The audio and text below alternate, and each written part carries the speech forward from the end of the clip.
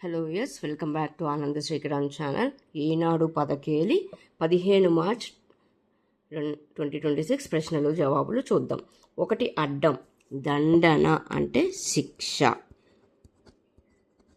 1 నిలువు పార్వతి అంటే శివాని. 2 నిలువు నమస్కారం అంటే వందనం.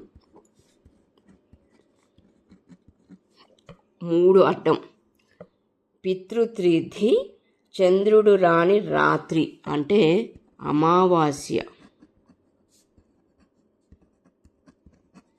3 నిలువు హిమాలయం అంటే అగ్రిరాజం. 4 నిలువు మాట పలుకు అంటే వాక్కు. 5 అడ్డం పర్వతం అంటే శైలం. 6 నిలువు ఏదైనా పని జరగడానికి అడ్డదారిలో ఇచ్చే డబ్బు అంటే లంచం. 7 అడ్డం పూర్వాద్రి తూర్పుకొండ అంటే ఉదయాగ్రి. 7 నిలువు సముద్రం అంటే ఉదధి. 7 నిలువు అయిపోయింది. 8 నిలువు శివుడు అంటే ఆయనకి చాలా పర్యాయ పదాలు ఉన్నాయి. మిగిలిన పదాలకి సరిపోయేలాగా హరుడు అని రాస్తున్నాను. 9 అడ్డం నైవేద్యం అంటే నివేదనం. 10 నిలువు వేదాలకే తల్లి వంటిది గాయత్రి అంటే వేదమాత. ఓకే. 11 అడ్డం నూలు వడికే చరక అంటే రాట్నం. 12 అడ్డం పెళ్ళి కొడుకు అంటే వరుడు. 12 నిలువు వస్త్రం అంటే వలువ. 13 అడ్డం పెరుగు దధి దానంతట అదే వచ్చేసింది.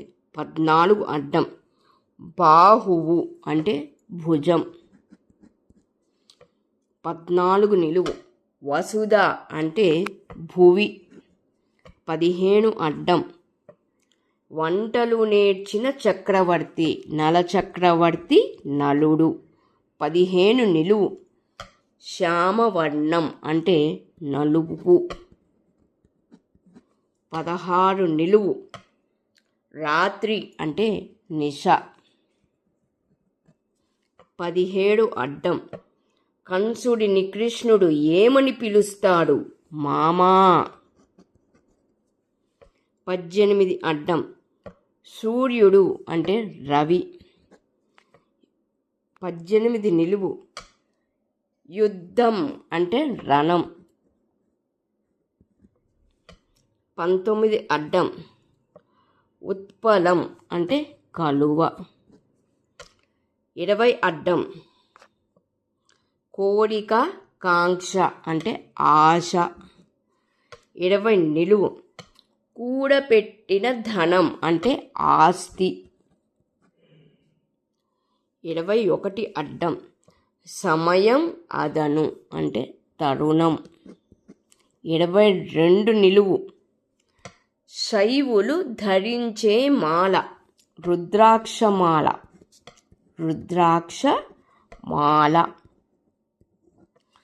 23 నిలువు దూకుడు ఉధృతి అంటే జోరు.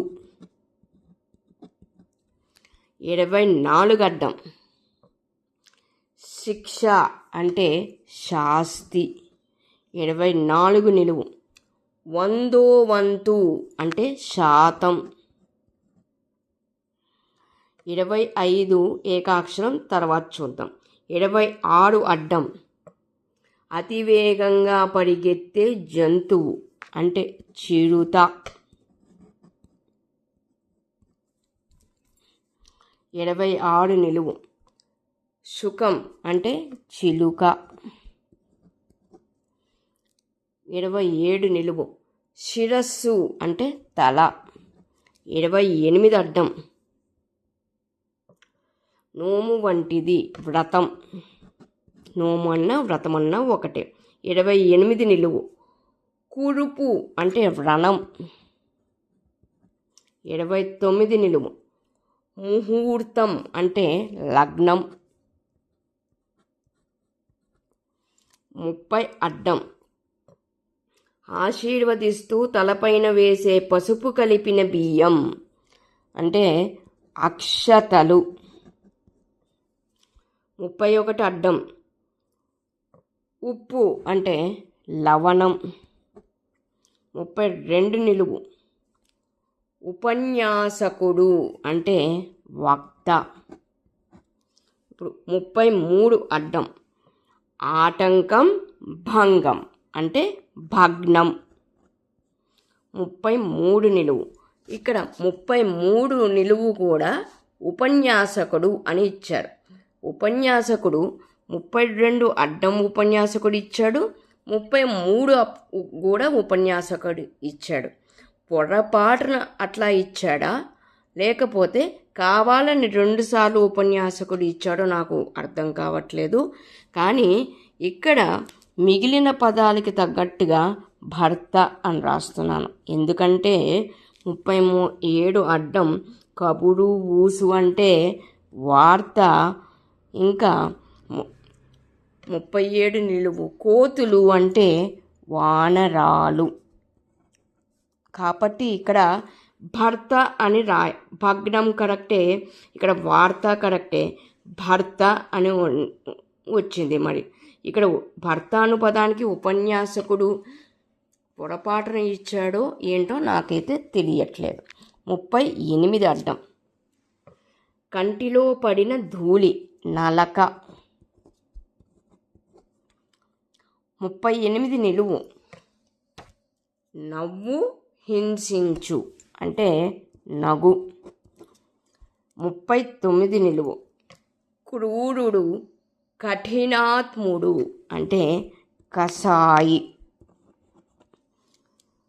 35 అడ్డం. మర్కటం అంటే కోతి. కోతికి పర్యాయపదం కపి, కాబట్టి కపి అని రాస్తున్నాను. 36 నిలువు. పినతండ్రి భార్య పిన్ని అంటే పినతల్లి. 40 అడ్డం చూడాలి. కొండ అంటే నగం. 41 నిలువు. తలకిందులైన రాగం అంటే రాగం కింద నుంచి పైకి రాస్తున్నాను. 42 అడ్డం. మహిళ స్త్రీ అంటే చానా. మహిళా స్త్రీ అంటే చానా అని కూడా అనొచ్చు. 43 నిలువు. ఒక మసాలా దినుసు దగ్గును తగ్గిస్తుంది లవంగం. లవంగం. 44 అడ్డం. కొంగు అంటే చెంగు.